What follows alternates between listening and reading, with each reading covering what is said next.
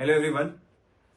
तो ये वीडियो आपकी एक नए कॉलेज और नए एग्जामिनेशन के रिलेटेड होने वाली है, उसके ऊपर बेस्ड है।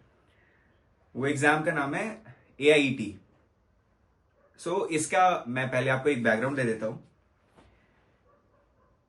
ये एग्जाम उन बच्चों के लिए है जो कि क्लैट के पेपर में बहुत ज्यादा अच्छा नहीं कर पाए, या फिर एलेट का जो फॉर जनरल एलएम एग्जाम हुआ था उसमें बहुत अच्छा नहीं कर पाए।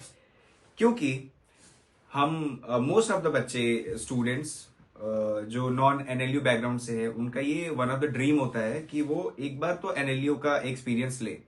और ट्रस्ट मी, बहुत अच्छा एक्सपीरियंस है ये एनएलयू दिल्ली का, या फिर कोई सा भी आप एनएलयू ले लो, टॉप टियर 1 टियर 2 और either tier 3 also. NLU is NLU, the tag of NLU being एनुलाइट इज डिफरेंट।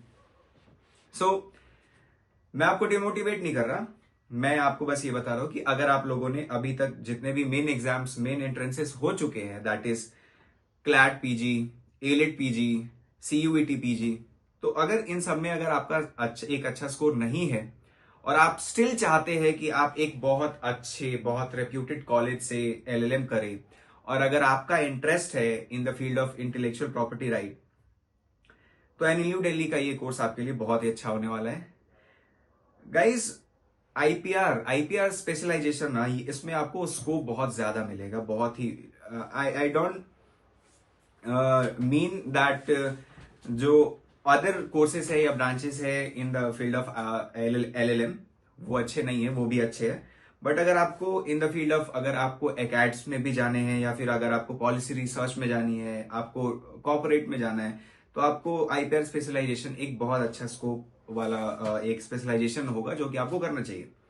और NLU Delhi being the second top most NLU, so I must reiterate that you have to choose, you have to appear for this examination. So basically इसके बारे में हम आपको थोड़ा बहुत इसके एलिजिबिलिटी क्राइटेरियाज और आफ्टर एग्जाम के जो पैटर्न है, ये सारी चीजें बताने जा रहे हैं।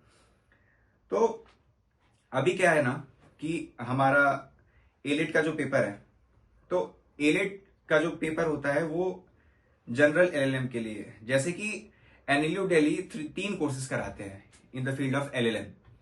First one is general LLM, second one IPR, and third one कौन सा है ये मैं आपको यहां शो कर देता हूं। Third one is IBC, insolvency and bankruptcy code का। ठीक है, जनरल LLM का पेपर हो चुका है। तो ये वीडियो जो होगी, ये वीडियो आपकी IPR स्पेसिफिक होने वाली है कि आपको IPR में अगर स्पेशलाइजेशन लेनी है एनएलयू दिल्ली से, तो ये वीडियो उसके लिए है। अब इसकी एलिजिबिलिटी रिक्वायरमेंट्स क्या क्या होनी चाहिए? बहुत ज्यादा इसकी एलिजिबिलिटी रिक्वायरमेंट नहीं है। जो स्टूडेंट हैं वो, उन्होंने या तो LLB कर रखा हो 3 साल का, या तो 5 साल का BLLB कर रखा हो, तो वो एलिजिबल है। बट कंडीशन क्या है कि आपका जो रिजल्ट है, आपके रिजल्ट में आपका जो स्कोर होना चाहिए वो 50% होना चाहिए for all category students, except 45% for the reserve category students. जो रिजर्व कैटेगरी से बिलोंग करते हैं उनके लिए 45%, और बाकी जो स्टूडेंट्स हैं उनके लिए 50% का क्राइटेरिया ये लाना बहुत मस्ट है। जो एप्लीकेशन फॉर्म है, जो एप्लीकेशन फीस है, जो एप्लीकेशन की जो लास्ट डेट है वो है 10th of April 2026। तो हम आपको यही सजेस्ट करेंगे कि ये जो एप्लीकेशन फॉर्म है इसको आप 8th of April, by last to last 8th of April तक भर लीजिए, क्योंकि उसके बाद फिर वो पोर्टल रश होना शुरू होता है, फिर हम भी पैनिक करना शुरू करते हैं। हम स्टूडेंट्स भी इस फेज में तो काफी ज्यादा पैनिक करना शुरू कर जाते हैं। तो आप उसको स्किप करने के लिए आप 8th of April तक मेक श्योर करें कि उसका आप एप्लीकेशन फॉर्म भर दें। तो एलिजिबिलिटी के बारे में हमने बात कर ली। अब इसमें दूसरी चीज ये है कि अगर आपका स्कोर अच्छा नहीं आया जनरल LLM जो कि एलिट का एग्जाम कंडक्ट हुआ था, या फिर अगर आपने क्लैट में एक अच्छा स्कोर नहीं किया है, तो डिमोटिवेट होने की जरूरत नहीं है। अभी जो मेजर चंक ऑफ सीट्स है ना इन NLUD, वो अभी रह रही है। तो इसके एग्जाम में अगर आप आउट ऑफ 100 अगर 65 से 70 तक का भी स्कोर करते हैं, तो आप you will get NLU Delhi IPR very easily. अब एनएलयू दिल्ली से IPR का स्पेशलाइजेशन करने का फायदा यह है कि it is a joint master LLM। जो कि इन कोलैबोरेशन विद वाइपो है प्लस ऑफिस ऑफ सीजी पीडीटीएम है।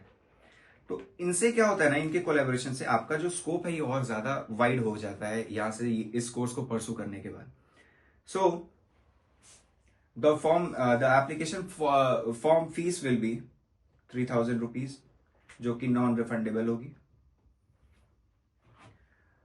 जो टोटल सीट्स होंगी इसमें आपकी आईपीआर और आईबीसी की मिला के, that will be approximately around 110 to 120, जो कि शायद इस बार बढ़ने के भी चांसेस है, ऑल्दो इसकी श्योरिटी नहीं है बट शायद बढ़ जाए। तो इसके बाद जो दूसरी वीडियो लेके आएंगे वो होगी आपकी क्वेश्चन पेपर की एनालिसिस। ये वीडियो आपको बस ये एक एनएलयू दिल्ली के कैंपस लाइफ और अबाउट एआईईटी के से रिलेटेड थी। बाकी अब हम मिलते हैं क्वेश्चन पेपर एनालिसिस पे। Thank you so much.